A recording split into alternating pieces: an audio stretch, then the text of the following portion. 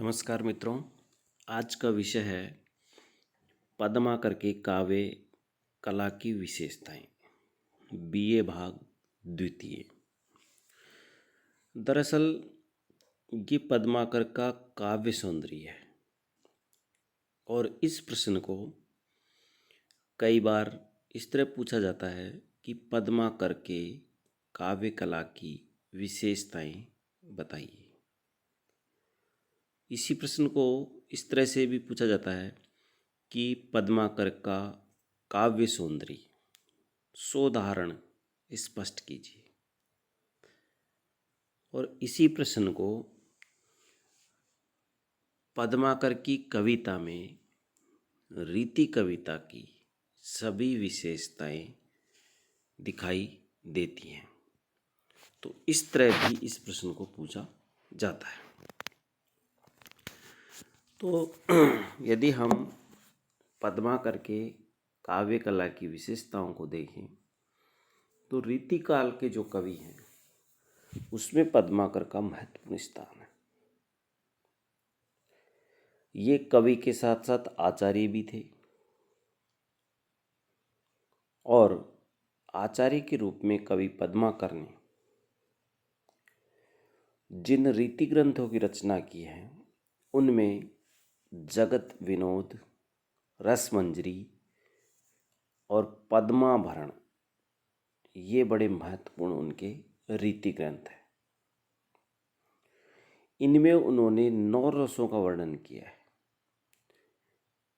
जिसमें श्रृंगार रस का व्यापक और नायिका भेद का आकर्षण बड़ा ही सुंदर वर्णन इन्होंने किया है और यही इनके मुख्य विषय है। रसमंजरी में नायिका भेद का चित्रण हुआ है, जिसमें आलंबन, उद्दीपन, अनुभाव, संचारी भाव आदि शास्त्रीय विवेचन किया गया है। पद्माभरण जो ग्रंथ है इनका, उसमें अलंकारों का विवेचन किया गया है, जिसमें दोहा और चौपाई के उदाहरण लक्षण सहित दिए गए हैं। और इन्हीं ग्रंथों के आधार पर पद्माकर को रीतिकाल के आचार्यों की कोटि में रखा गया है। पद्माकर रीतिकाल के अंतिम चरण के एक प्रतिभाशाली कवि थे। अनेक राज दरबारों का आश्रय मिलने के बाद पद्माकर का रचनात्मक कार्य जारी रहा। उनके द्वारा अनेक ग्रंथों की रचनाएं हुई, जिसमें प्रताप सिंह विरुदावली, हिम्मत बहादुर विरुदावली, आली जहाँ प्रकाश, प्रबोध पचासा, राम रसायन, गंगा लहरी, हितोपदेश, ये जो रचनाएं हैं इनकी प्रमुख रचनाएं हैं। इन काव्य ग्रंथों में उनके कवित्व शक्ति के दर्शन होते हैं। रीतिकाल की परंपरा के अनुसार पद्माकर आचार्यत्व की प्रतिष्ठा के लिए इन्होंने भी ग्रंथ लिखे और इनका जो झुकाव है वो कवित्व की ओर या यूँ कहे पांडित्य प्रदर्शन की ओर रहा है। काव्य में उक्ति चमत्कार मात्र न होकर के मौलिकता और इनका जो अनुभव है उसकी झलक भी हमें देखने को मिलती है। साथ ही इनके काव्य में रीतिकाल की जो कविताएं थी और उनमें जो काव्य कला की जो विशेषताएं थी वो सभी विशेषताएं देखने को मिलती हैं। यदि हम इनके भाव पक्ष की बात करें तो पद्माकर की जो कविताएं हैं उनको एक कवि होने के नाते एक भावनात्मक हृदय मिला था और जिस प्रकार की उन्होंने रचनाएं की उनके आधार पर उनको पर्याप्त सफलता मिली है। इनकी कविताओं में श्रृंगार, वीर और भक्ति ये भाव देखने को मिलते हैं, या यूं कहें कि श्रृंगार, वीरता और भक्ति की त्रिवेणी देखी जा सकती है। रीतिकाल में भूषण को छोड़ करके अन्य किसी भी कवि ने वीर रस को इतना नहीं अपनाया जितना पद्माकर के काव्य में देखने को मिलता है। यदि हम रस योजना को देखें तो पद्माकर ने आनंद और उल्लास के साथ श्रृंगारिकता प्रधान प्रसंगों का अपने काव्य में वर्णन किया है। उन्हें वियोग श्रृंगार की अपेक्षा जो संयोग वर्णन है उसमें अधिक सफलता मिली है, जिसमें उन्होंने भावुक हृदय की सरस अनुभूतियों को चित्रित किया है। उनकी कविता आचार्य रामचंद्र शुक्ल ने उनकी कविता की एक तरह से प्रशंसा की है और वो कहते हैं कि इनकी मधुर कल्पना स्वाभाविक और हाव भावपूर्ण मूर्ति विधान उपस्थित करती है और पाठक को मानो प्रत्यक्ष अनुभूति में मग्न करती है। ऐसी सजीव मूर्ति विधान करने वाली कल्पना बिहारी को छोड़ करके अन्य कवियों में नहीं पाई जाती है, ऐसा आचार्य रामचंद्र शुक्ल कहते हैं। शुक्ल जी के इस कथन को देखें तो उनका कहना है कि पद्माकर को एक सहृदय कवि या सहृदय कवि थे पद्माकर जी। उनकी कल्पनाएं सरस थी, वो उनको उच्च कोटि का कवि सिद्ध करती हैं। उनकी शब्द और दृश्य योजना बहुत आकर्षक है और यही कारण है कि रीतिकालीन काव्य परंपरा का अनुसरण करने पर भी जो पद्माकर कवि हैं उन्होंने अपने काव्य में अनावश्यक, अस्वाभाविक, हास्यास्पद ऐसी कोई भी उक्तियों को उनके काव्य में स्थान नहीं मिला। उनकी कविताएं सच्ची और स्वाभाविक और प्रेरणा देने वाली हैं। उनकी कल्पना स्वच्छ और उदात्त है। सुंदर रचनाएं पद्माकर ने की हैं। रीतिकाल का जो रस सिद्ध कवि हैं बिहारी, उनकी जैसी सूक्तियाँ उनके काव्य में, सूक्तियाँ, उक्तियाँ, चमत्कार ये देखने को मिलता है। रस योजना भी पद्माकर की यूँ कहें कि उनकी रचनाओं में सुंदर अभिव्यंजना रस की हुई है। इसलिए रीतिकाल के कवियों में पद्माकर को श्रेष्ठ स्थान दिया गया है। पद्माकर के वीर और श्रृंगार दोनों ही रस अत्यंत सुंदर बने हैं। भक्ति में भी उनकी जो कला है वो देखी जा सकती है और श्रृंगार में उनको बड़ी सफलता मिली है, जिसमें संयोग श्रृंगार के उनके अच्छे उदाहरण हैं। प्रेम रंग बोरी गोरी नवल किशोरी भोरी झूलत हिनोरे सुहाई सखियान में काम झूले उरे में उरोजन में, दाम झूले श्याम झूले प्यारी की अन्यारी अखियान में। कि पद्माकर का श्रृंगार है।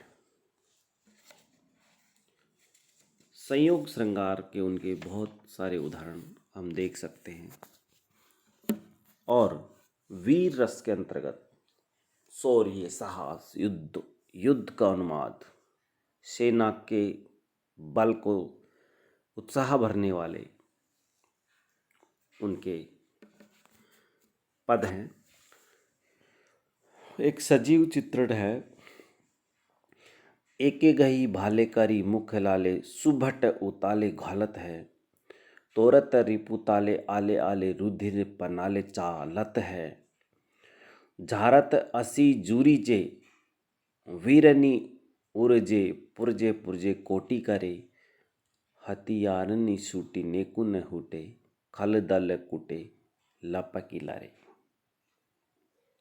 इस प्रकार बहुत सारे उनके वीर रस के भी पद देखने को उनके काव्य में मिलते हैं, जो उनके शौर्य, साहस, युद्धों में उत्साह, उन्माद का काम करते हैं। भक्ति विषयक रचनाओं में भी श्री राम पर अटूट विश्वास प्रकट किया है पद्माकर ने। उनके काव्य में जो भक्ति भावना देखने को मिलती है, वो जीवन में मोक्ष उद्धार हेतु विनती करते हैं और कहते हैं, कहाँ बार कहाँ पार जानी है न जात कछु, दूसरो दिखाता न खवैया नैया को। बहन न पे घेरी घाटई लगे न ऐसो, अमिट भरोसो मोई मेरे रघु रैया को। उन्होंने अपने आराध्य राम को सर्वव्यापी परमात्मा, देवादिदेव, सांसारिक बंधनों से मुक्त करने में समर्थ बताया है। एक निष्ठ भक्ति की तरह मधुर भाव व्यक्त किए हैं। और वो कहते हैं हम ही में हमारो महाप्रभु, राम इते पे न मैं पहचाने। क्यों न कहे मुख पांच हूं सो, शिव सांचई राम को नाम है ऐसो। भक्ति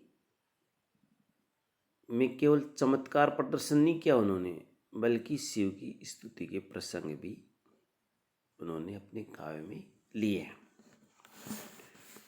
और वो कहते हैं, हंसी नाचे देखी दुल्ह दिगंबर को, पाहुनी आवे हिमाचल के ब्याह में। कहे पद्माकर सुकाऊ सो कहे न का, जोई जहां देखे सो हंसते तहां राह में। मगन सुमेरु हंसे नगन देश हटाटे, और हंसे और हंसी हंसी के उम्हा में। शीस पर गंगा हंसे भुजनी भुजंगा हंसे, हांसी में दंगा भयो नंगा के बिहाव में।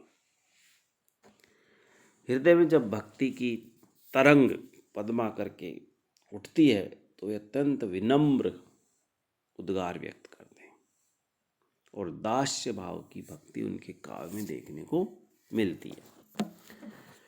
पीवे नित्य भंग रहे प्रेतन के संग, सदा पूछ तो नंगे को, न गंगे शीस धर तो। कहे पद्माकर कहाँ लो साधु ताई कहो, सब ही पे एक सी दया सी बगराई है। पुण्य ताई धारत उधारत अधमताई, नीक ठकुराई की ठसक ठहराई है। जहाँ जहाँ जम की जमात की ने करामाती, तहाँ तहाँ फिरे देव गंगा की दुहाई है।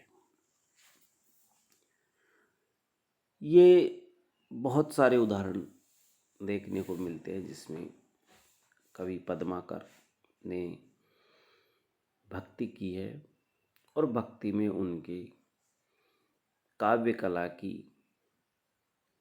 विशेषताएं देखने को मिलती हैं।